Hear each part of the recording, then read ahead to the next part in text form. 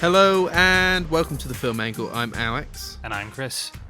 and today we're back after a small break yet again. This one for unforeseen circumstances out of our control, but we're back for our Christmas special, where we are going to be talking about our top 5 Christmas films. Have you been watching a lot of Christmas movies this month? I've probably one of my worst Christmases for it, really.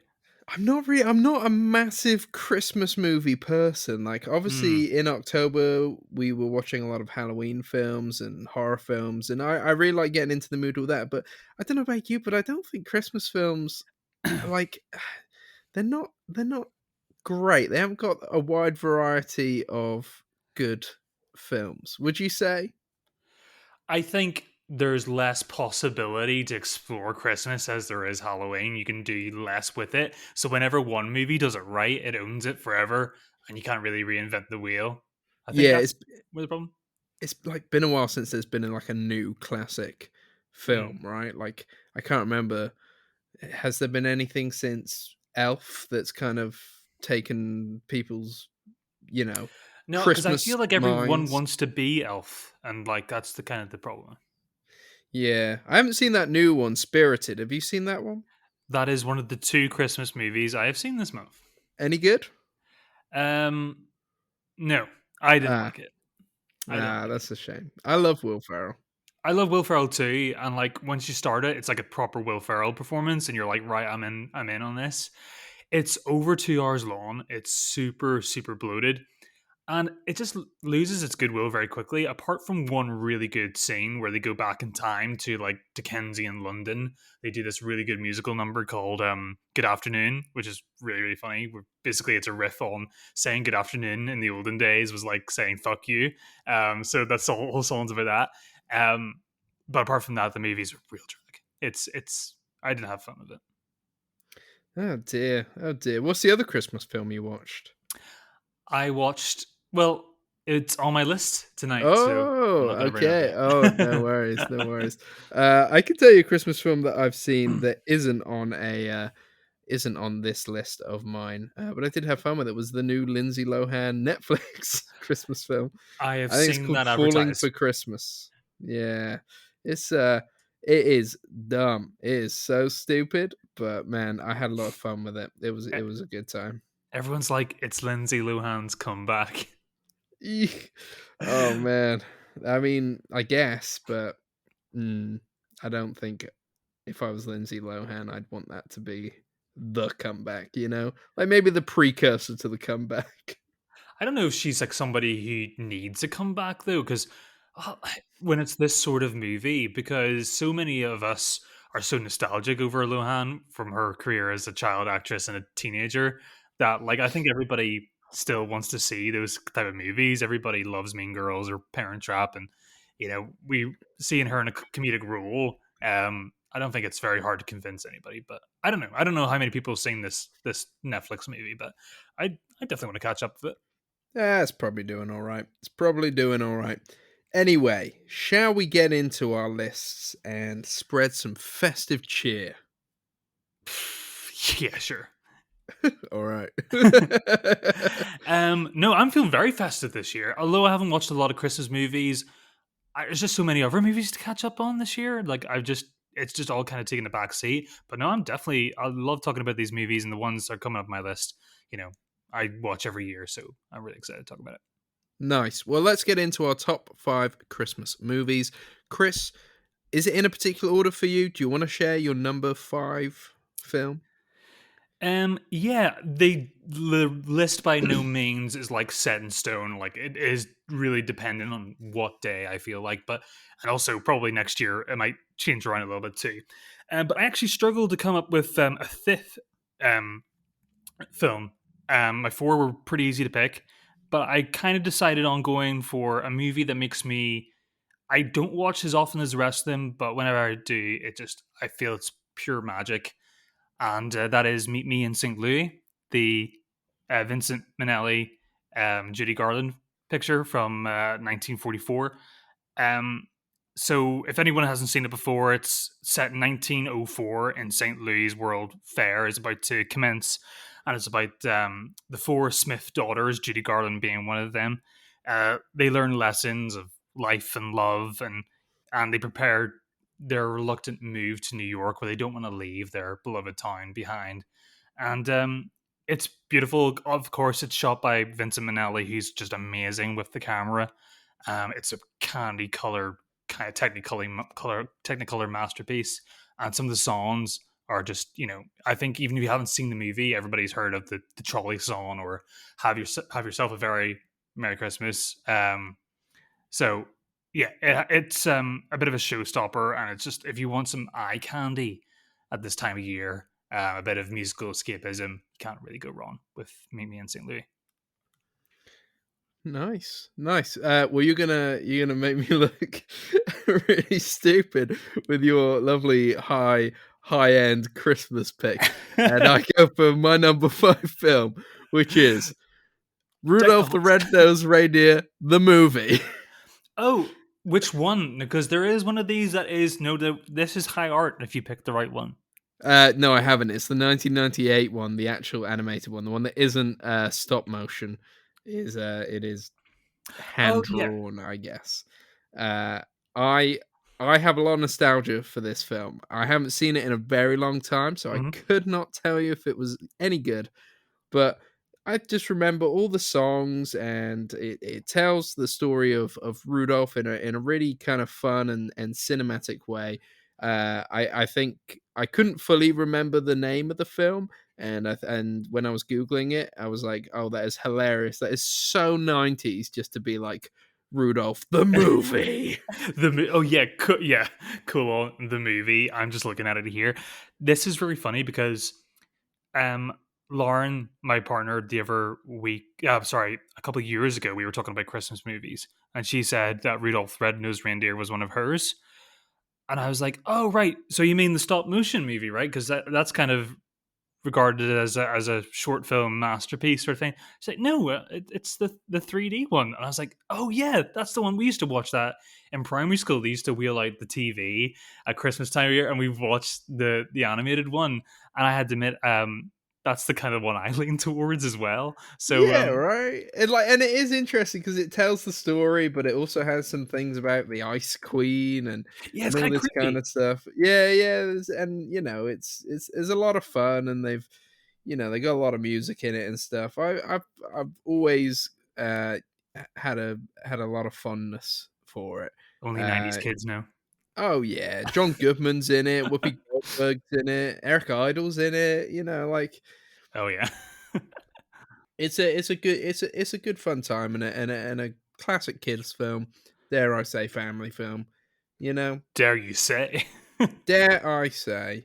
I would argue that's a more fun pick though than mine. I admire that a little bit more. Mine's very safe. Yours is a little bit left field. I wish I had a few more picks like that. So Mine's forgive left me. field. Mine's left field. You've picked Meet Me in St. Louis. There's not in any realm would I have believed that you were going to pick Rudolph the Red-Nosed Reindeer from the The movie. Sorry, movie. The the movie movie. from 1998. I mean, yeah, only '90s kids will know. So, no, I appreciate that. I need to revisit that. I think I remember like visuals of that as a kid sitting on the carpet in primary school, but I need to kind of revisit that. That's kind of cool. Um, Number four pick, right? We're getting into a bit more comfortable territory here. And I've actually got it on the background here as we talk. Like I said before we started the podcast, I like to mood set. Yeah, I thought you weren't concentrating.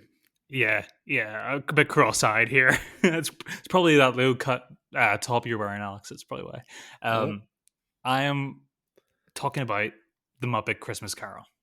And I know Alex would appreciate this because you've been very vocal that you're a big Muppets fan, and as am I. Probably you even more so because you bring it up quite a lot. But I've always loved the Muppets show. I loved watching the old movies, and Christmas Carol is my favorite of all of them. It's one of those ones that you can share with absolutely everybody in the family. Like everybody appreciates it or finds it funny because I feel like everybody loves the Scrooge story. Um, yeah. Well, yeah, it gets retold. I'm not as big a fan of the traditional Oliver Twist esque sort of Albert Finney Scrooge movies where they're all 100 people dancing on the street and it's a bit dated. It's not really my cup of tea. So whenever you add the Muppets into this mix and you add the humor and like as soon as I see the Marley brothers with their chains singing Marley, we're Marley and Marley, I'm pretty much nearly on the floor laughing. But Well, as you can probably imagine, this film also makes my list. I won't say where, okay, but I think you're right.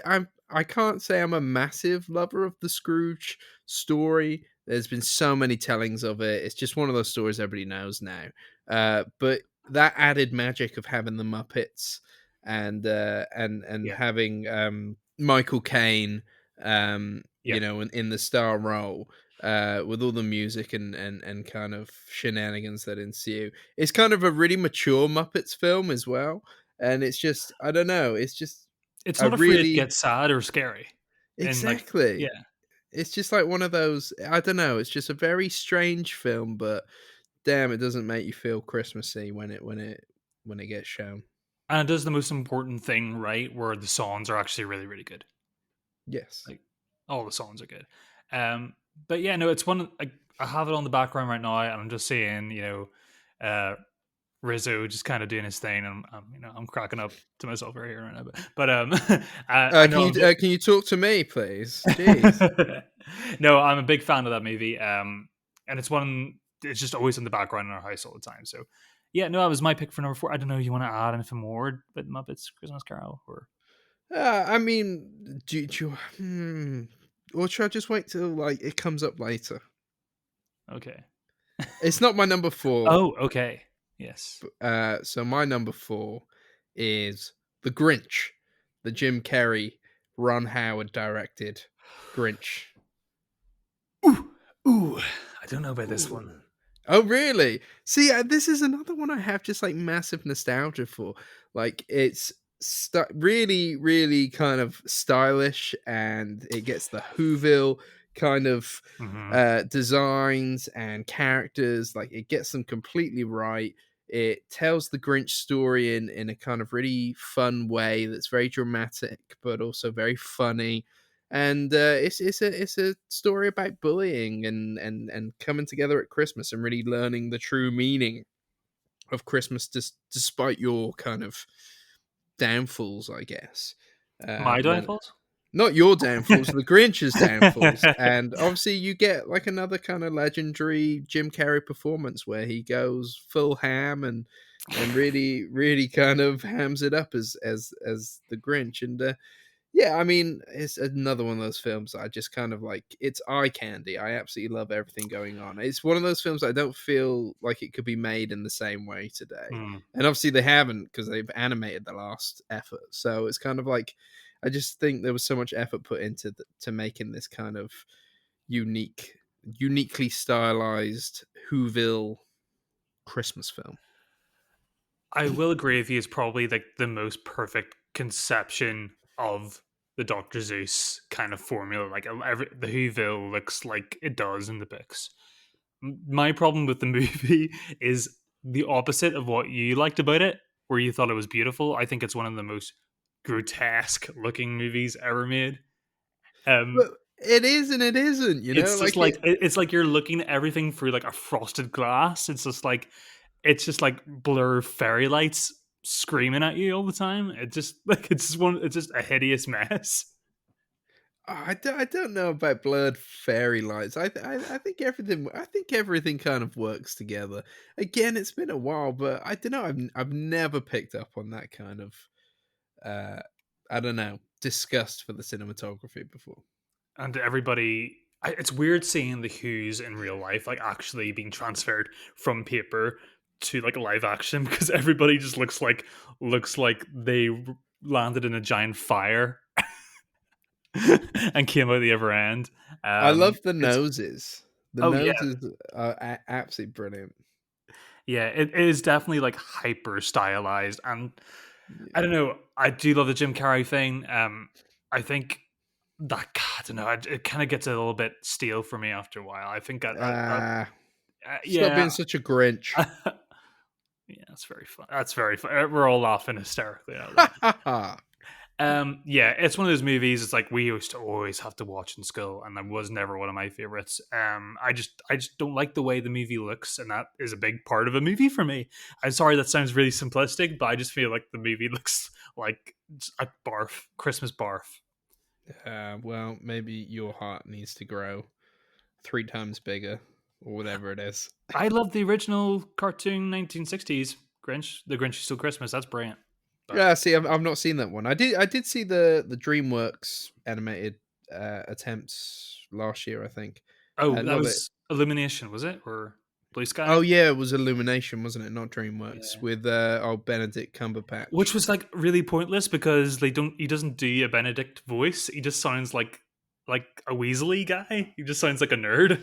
Yeah. I mean, it looked nice. Like, don't get me wrong, the animation's really nice, but I didn't have any of the feelings I had I whilst watching the Jim Carrey version.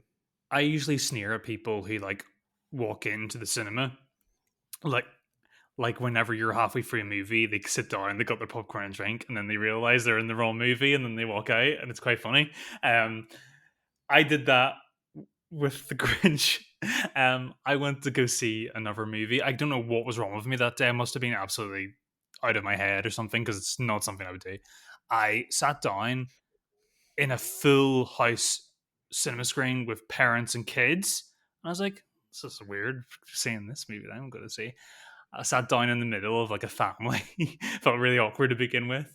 And then I saw all I could see on the screen was these 3D animated children on a sled. I was like, oh, they put a short before this movie. And Yeah. then I sat down for about 5 minutes and then I saw the Grinch come on screen. And oh. And then I just had to like really awkwardly pick up my drink and popcorn and try to shuffle out and And had to what was it you were going to see? I forget what I was going to say. I was like a 12A anyway. It was like I think it was, I don't know. It was like a few years ago. It wasn't last year. It was like pre-pandemic. I think the worst time I did that was I went to go see Manchester by the Sea, and I got into the screening Really? and realized that I had a ticket for Cars 3. And I guess I kind of mumbled, ticket for Manchester by the Sea. And they were like, Cars 3? Sure. And I was like the only guy in there. And it was the adverts that gave it away. I was like, these are really child friendly adverts. Like, Teenage I Mutant thought, Ninja Turtle. yeah, yeah. I was like, Manchester by the Sea is supposed to be this hard hitting drama, and then I looked at the ticket and I was like, ah, shit. Maybe it was just like the usher just didn't know what Manchester by the Sea was. I was like, Manchester by the Sea? That movie doesn't exist. No one's going to see that. You're going to see Cars 3. All right? Yeah, Right? yeah. They're like, we haven't sold one ticket for Manchester by the Sea. This guy doesn't want that. Ah, that's funny. That's funny. Anyway, Chris, please indulge me with your number 3 choice. Okay, I might win you back here, even though I upset you with the Grinch.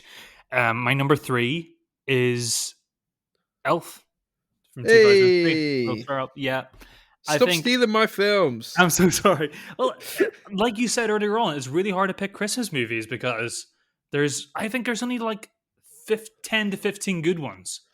I, I We're don't know about probably you. covering them all today. Probably all covering them all today. Elf, actually, on a different day, Elf could be number one. It's really like how much that movie's tickling me in that moment. We watch it. I would watch it at least once every year, and it's no matter who you watch it with, it's a good movie to watch with a big group of people because I don't know. Everybody finds different parts of that movie so funny because I think that movie is laugh a minute, and though even though how many times you can watch it, you go back to it and it feels fresh and exciting. I don't know, it just has that charm of the early 2000s as well. And you're seeing Will Ferrell at his early prime. I don't know if he ever reaches like, well, maybe Step Brothers, I think is his prime. But apart from that, he's firing on all cylinders here, and it's just hilarious. It takes the fish out of water concept and does it so well. And I don't think another movie has done that concept as well since then. No, no, it's absolutely perfect, and it's kind of really difficult to understand why they've never made a sequel with the amount of love out there for Elf. You can imagine, probably like trucks of money being like reversed onto John Favreau and Will Ferrell's driveways, and them just being like, just make Elf 2, come on. I'm glad they haven't. They haven't tried to take away from the magic of the original, but I don't know. I still get this feeling that one day we're gonna see it. Yeah, Disney are going to get the rights or something and then make one of those low budget straight to streaming sequels where and then Buddy's got like white hair though because Will Ferrell looks really old now. So Yeah, I don't know. I think they should leave it there. Was it a big hit when it came out? I went to see it when I was a I kid in the went to see cinema. it. Yeah, it Yeah, must have been surely. I wasn't big aware of those sort of things, and I was like 7, yeah, 7. My granny took me to see it, and I could just remember being in the front row and seeing the opening credits, and I remember I love that movie so much. And I had the box set, the DVD that had 2 discs in it, and on the Yeah, second disc it had like all the crappy little games that DVDs used to have, where you had like the sled race on there, and you had to like answer a trivia quiz to do with Elf to get past the course, and I had loads of things like that. But no, it's a big part of my childhood, and it's I don't know something that can be so funny for kids and adults at the same time. It's the only thing I've kind of grown up with where my funny bone towards it hasn't diminished. yeah. When I really think about it, I laugh at the same things, if not even harder now. Well, I think it helps that it is a full blown like comedy film, Mm, and like they don't shy away from that. It's Will Ferrell doing a Will Ferrell comedy film. Just this time he's an elf. He's not an anchorman. He's not a stepbrother. He's not, doing Talladega Nights. it's Like not crass. it's all it's all those films, but kind of without the swearing and some of the crudeness. But it's Will Ferrell still doing the same shtick, and I absolutely love it. Is it the only time he's ever played somebody who's not an asshole? I'm trying to think. Does he play an asshole in Spirited? um, neither. He's never good or an asshole. Really, he's kind of like I in guess the middle. sometimes he plays like naive characters as Yeah, well. he's kind of naive and spirited. Yeah, Yeah, but I mean, Elf's just it's that perfect thing. The like you said, the fish out of water movie done to perfection. The childlike wonder of Elf, turning around grumpy New Yorkers yeah, in time for Christmas, and yeah, no, it's absolutely brilliant. yeah.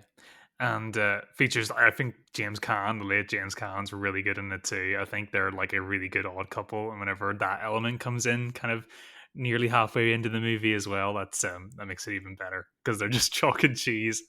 Anytime that as soon as he lets Buddy out of jail and Buddy's listing the things that he wants to do with him, and James Caan is just like absolutely pissed off expression. Yeah, and It's brilliant. Peter Dinklage prior to his Game of Thrones fame as well. Yeah, it's like whenever you watch something with Peter Dinklage and you're watching it with somebody who doesn't know the name Peter Dinklage, everybody's like, "Oh, it's the guy from Elf." I was like, so he's still remembered for that. Yeah, no, that stuff's great, and he's brilliant too in that. Yeah, he's great. He's great. All right, my number 3 pick, and I better be stealing one of your films. I think this is definitely on your list.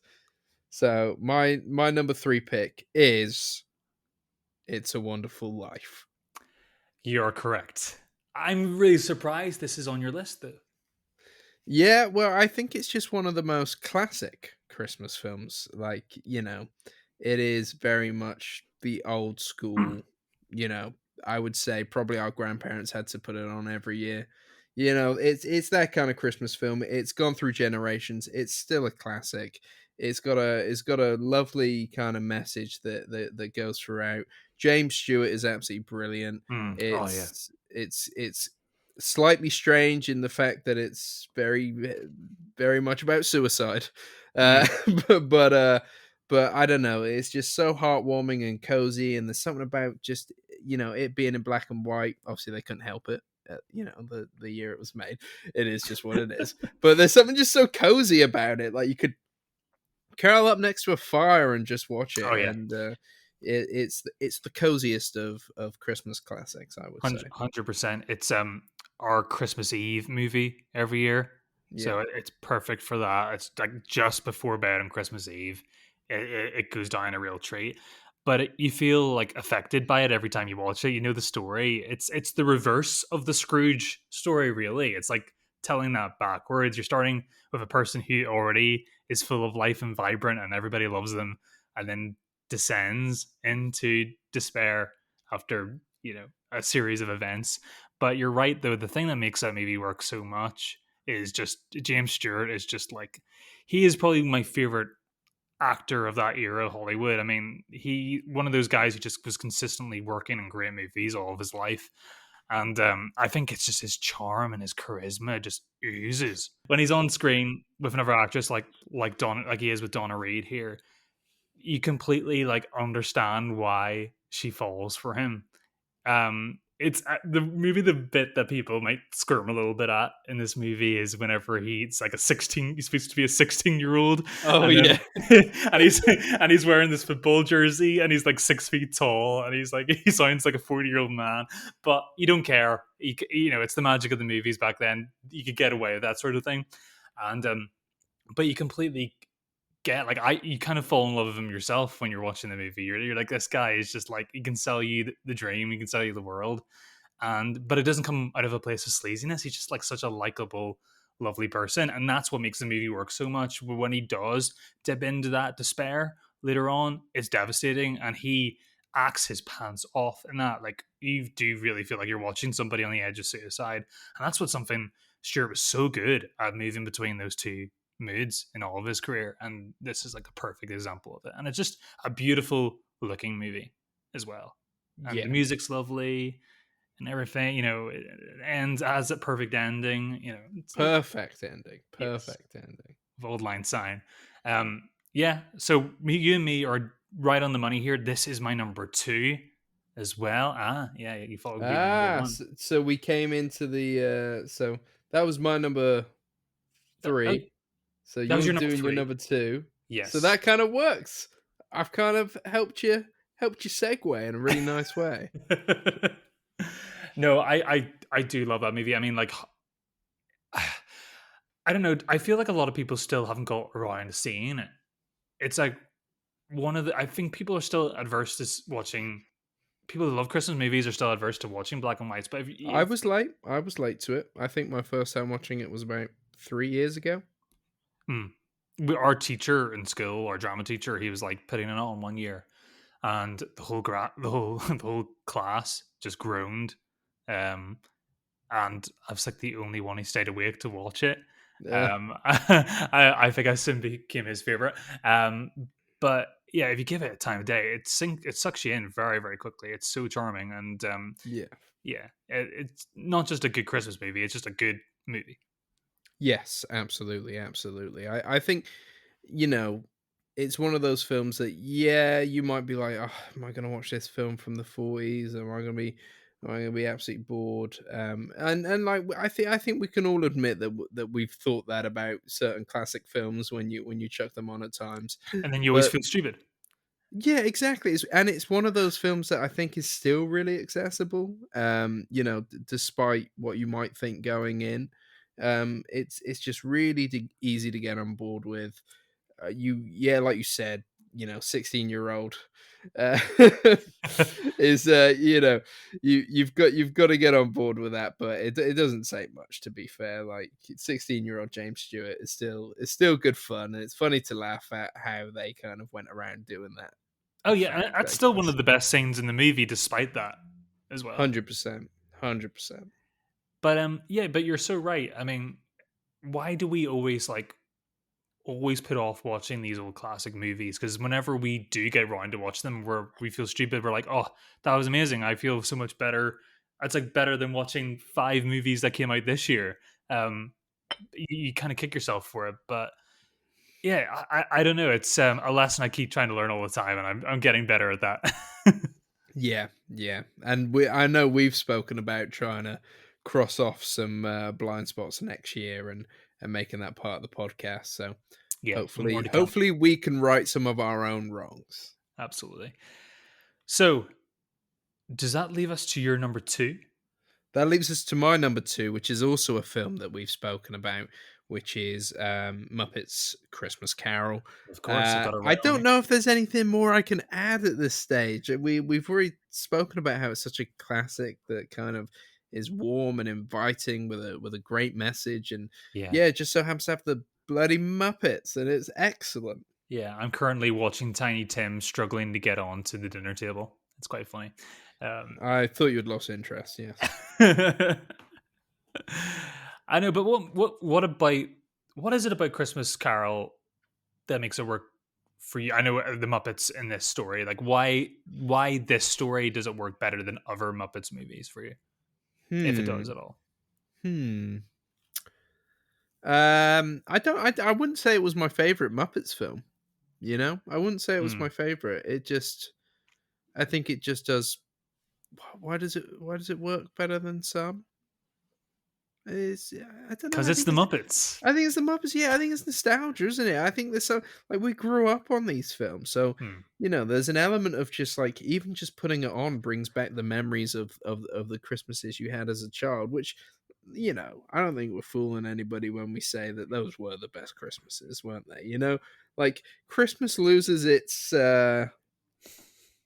Unfortunately, it does. finesse a little bit as you get older. Like there is no doubt, and maybe that gets reignited again when or if you know we have our own kids and Yeah. stuff. But yeah, I mean, right now as young adults, some of us younger than others, like Christmas is good, but it's more about just being with the people you love, I think, now Mm. than it is about anything else. It's just kind of like a nice break from work to eat Yeah. lots of food and be with your family.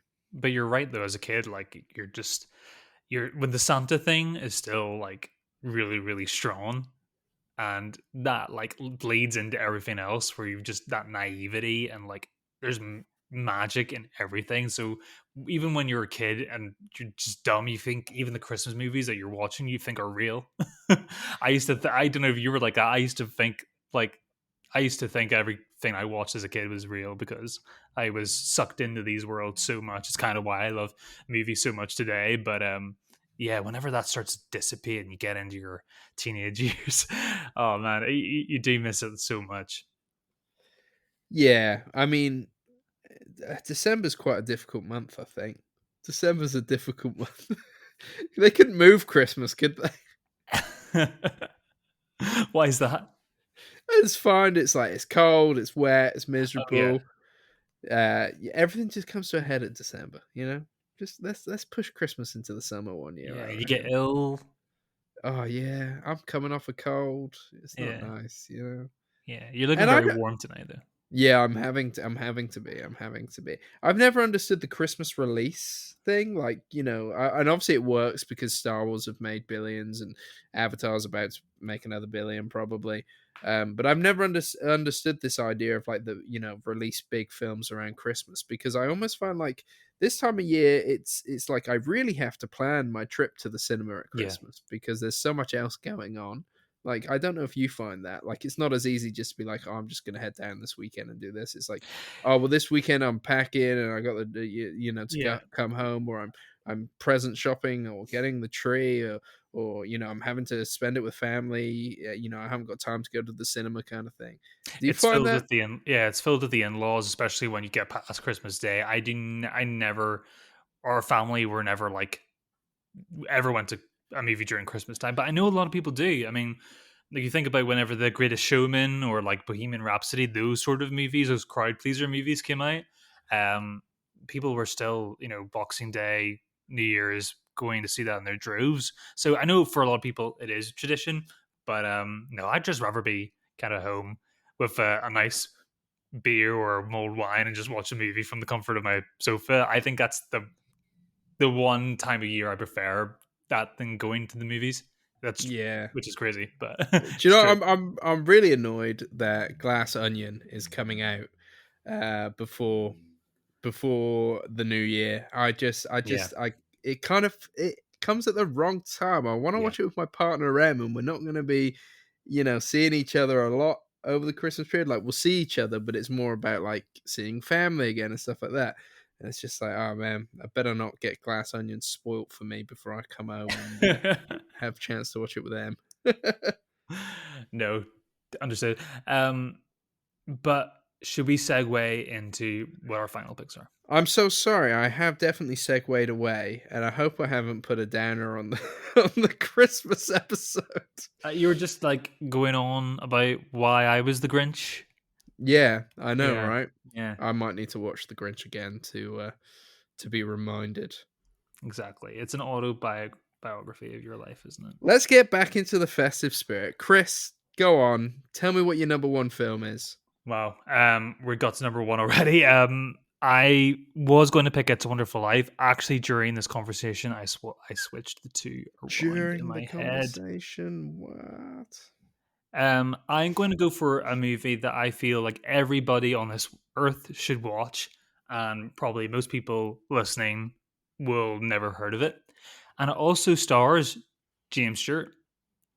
Okay, it's probably not one I've seen then.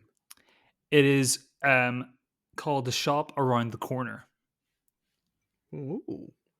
And this might be a little bit of recency bias. I first watched this Christmas movie this year, this summer, and I've revisited it twice since then. Um, where has it been all my life? It is absolutely a classic. It has the kind of flavor of It's a Wonderful Life, but it's just way more like succinct. I don't know. There's something about it that's just so joyous. It's so funny. It features it's basically. Do you know the movie You've Got Mail with Meg Yeah, yeah. Ryan? Y- Yep. You've Got Mail is a remake of this movie. This Oh, is like the one of the OG rom com movies. okay. And it is a Christmas film? It is a Christmas movie. It's set around the Christmas period. Yeah. Interesting. Yeah, there you go. And also stars the great Margaret Sullivan and Frank Morgan, who everybody would know as playing the Wizard in The Wizard of Oz. He does a very similar performance here. He's really a lot of fun. So it's about these two employees, James Stewart and Margaret Sullivan. They both work in this kind of high street shop in Budapest. I know, but everybody's got American accents, so don't worry about that. So they're getting ready for the Christmas period, and they both have these secret pen pals. They've, kind of hire a lover, a pen pal thing in a newspaper, and they secretly write to each other, and they write the most romantic poetry, verses from Victor Hugo novels and Charles Dickens, all that sort of thing. But they do not know that they're each other's pen pals and they're working together in the same shop, and they just happen to hate each other's guts. Ooh, what a So recipe for madness. sounds really perfunctory and overdone in 2022, but back then it was really new. This is 1940, so this is even before It's a Wonderful Life. But it is so charming. I mean, you think James Stewart was fun and charming in It's a Wonderful Life. He's like even next gear here. He is absolutely on firing all cylinders. It not is all just like fun and games though. It has a moment where kind of like It's a Wonderful Life, where halfway through the story, it sucker punches you with unexpected emotion. There's less there's less of expectancy when you watch The Shop Around the Corner, and whenever it happens, it's devastating. But ultimately, it has such an uplifting story, and it's so small. It's nothing very like big or grandiose. It's just like kind of set in the shop, and it's beautiful. It's perfect. It's gorgeously shot, and it has laugh out loud moments. I was watching this with Lauren the other week, and it was just kind of put on. I said, "You haven't seen this before. We should just kind of turn this on. I think you'll really like it." And she, we were laughing the whole way through it, and that's it's pretty powerful whenever a movie from what 82 years ago can make you laugh like that. Still, there's something transcendent and something that doesn't age about that. You can't. I don't know if any of the movies coming out nowadays will be as funny as they are now in 82 years, or funny at all. So Oh man, that's a really really nice kind of way to talk about that film. So much so that I might even see if I can find it to watch tonight. I would love you to watch it. and then ultimately give me your 3-star review. No, I think I think Two and I a half think stars. this is awful. I think if you look online too, I think I'm pretty in the consensus here. I think people who have seen it think it's, a masterpiece and Yeah. absolutely love it as much as I do. I just don't know why it's not on like everybody's yearly list. It's that good. It's so easy to get into. I think it's even easier to watch than It's a Wonderful Life. I'm even more accessible. So yeah, I'd love to hear what you think if you agree with me too. But I found a new classic that I'll be watching every year. Oh, nice, nice. Yeah, I am. I'm definitely gonna have to seek that out this Christmas and let you know what I think. Absolutely. So my number one has already been said. So maybe we Avatar: should The have. Way of Water. Maybe we should have ended on yours, Chris, because you've obviously got you had so much to say about your number one, whereas we've kind of already said I just wanted everything. to. I wanted to champion a movie that like is not a typical number one. No, no, I like it. I like it a lot. So my number one movie is Elf. I don't Good think pick. you could say anything, Chris, to make me think that any other Christmas film even comes close. I wouldn't Um, argue with you though. as much as I like It's a Wonderful Life and I like all these other films, like Elf is a true five Mm, star perfect Christmas film, and nothing else touches it. yeah, There's nothing better than Elf. It my family love it. I love it, and yeah, it's a bit of a staple. So it's the only uh, Christmas movie that you quote all year round. Like I yeah, quote it like nearly every week. a lot of love for Elf, and Yeah. I was a little disappointed when I heard that Asda were doing the Elf marketing for their Christmas ad, Hmm. and I was really excited. I thought, "Oh my god, we're gonna get Will Ferrell back in the Buddy the Elf costume," and it was just kind of clips from the film superimposed into an Asda store. I was unhappy with this. I feel like I'm very much in the minority about that, but I did not You're like not what in I the was. minority in this room. I love you. I know. I thought it felt very, very phony and everything I hate about commercial Christmas. Oh man, I like what they've got in store. This is turning into a marketing podcast now. The marketing angle, but yeah, the advert itself didn't do anything for me, but it generates word of mouth, doesn't it? So Yeah, yeah. I've never seen like. Have you seen the Elf musical? I don't feel brave enough to see it. I feel like people would like look at me funny if I went to see it. I don't know if it's even supposed to be good. I don't. I think when you take Will Ferrell out of the picture, like, what's the point, right? yeah, yeah, yeah, you can't do it. I don't think. I'd be interested to see anybody's kind of take on Buddy the Elf though. Like, I would really be interested to see that, but I can't imagine it playing in the same way. It's like anytime anybody tries to like recreate something, like I never go see something like a like Michael Jackson's Thriller. Like, why would you not want? Why would you want to watch something that's a fake version of Michael Jackson? It's like it would feel wrong. I don't know. I don't know. I think, but maybe Elf is a bit more like aimed towards kids. I do want to see the SpongeBob musical though.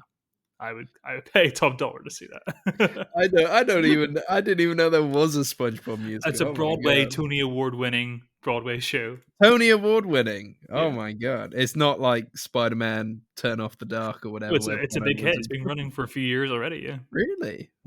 They dressed up in a SpongeBob costume? No, they're dressed as people. It's a bit more like expressionist, where Uh-huh. they're wearing more like clothes that symbolize SpongeBob, Patrick, and everything. So, has he got square pants?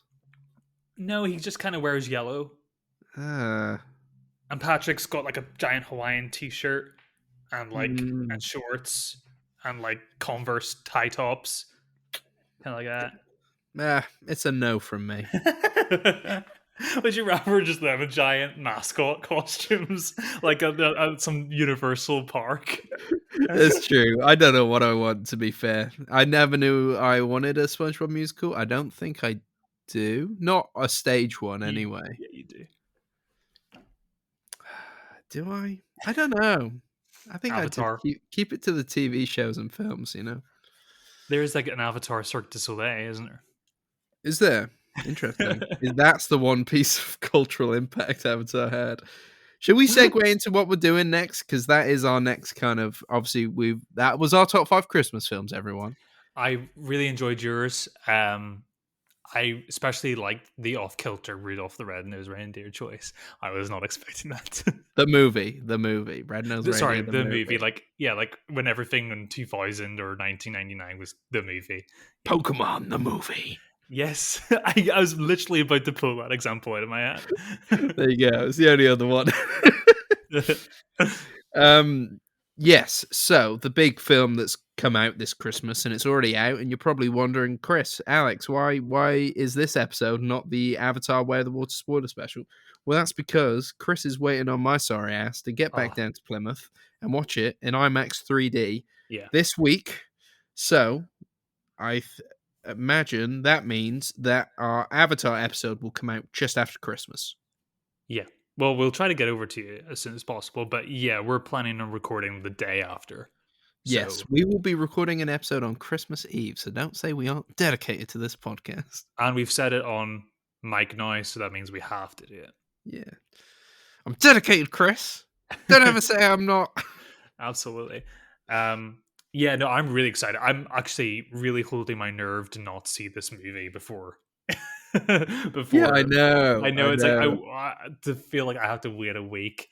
But You'd be no, all right. it'll be fine. But I'm really excited to see it in IMAX 3D because I've never seen any. I've seen IMAX loads of times, but I've never seen Ooh, anything IMAX 3D. And if it's a James Cameron movie, and I know it's probably not going to be a storytelling masterpiece, but I'm there for the technicality and the visual eye candy and just yeah. switching my brain off for 3 hours before Christmas. Even if it sucks, it's going to be like being in like a really Mhm. magnificent aquarium for 3 hours, right? Yeah, I feel like you and we like that sort of thing though. I like ambition, even if it's like misdirected. I like Mm. when things go a bit weird.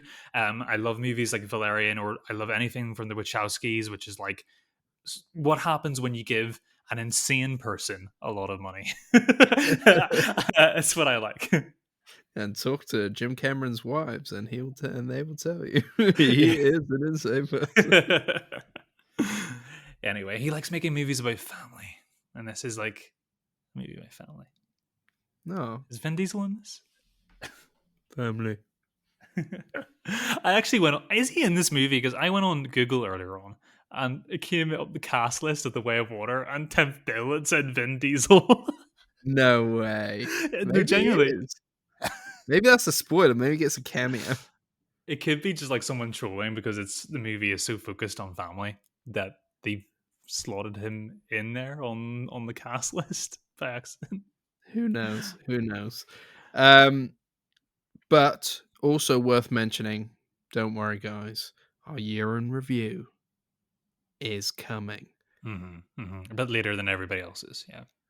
We need to watch all the films. Everybody does it in early December, and it doesn't make any sense. I've still got Avatar: Way of the Water to watch. I want to catch up with After Sun. Mhm. Who knows? I might get Glass Onion in. All these things could change my perception of the year. It's so I know, and like, is it a real true year in review? Because so many American releases are out now that we aren't getting yet. I mean, I'm talking about the Fablemans. You know, Fablemans, I don't. Is Babylon out in December in America this year, and we're getting it late as probably. well? We're getting in January, aren't we? Yeah, so there's a lot of really big releases that we're going to be, through no fault of our own, late to. But Yeah. anything we can do, we're trying to get to as quick as possible. I feel like I've watched a lot more this year's movies than I did last year. So I also think like it's a good way to start the year by being like, let's look back at the last year. yeah, because And yeah, I love a top 10 episode. Like I listen to loads of all the big film podcasts whenever they do their year in review. I love it. So I hope we have a good first year in review. me too. And we got some interesting ideas coming forward. We're definitely going to hit the ground running in the new year. From the conversations that Alex and I, we've both had off camera. So we've got We some have things up our sleeves. we have a calendar now. Yeah, yeah, So we're organized, baby. yeah. I feel like we're going to be hitting more areas next year where we're not just going to be doing the big releases. We're going to do that as well, but kind of branch out and appeal. I think everybody will find something to like. Nice. Well, that sounds like a good place to end the podcast. So thank you, Chris, for letting me know your top 5 Christmas films Likewise, and spreading festive cheer.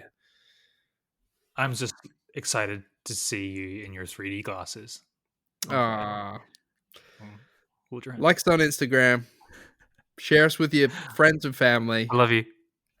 I love you too. And let us know what you think. This has been the Film Angle for this week. I'm Alex. And I'm Chris. Good night.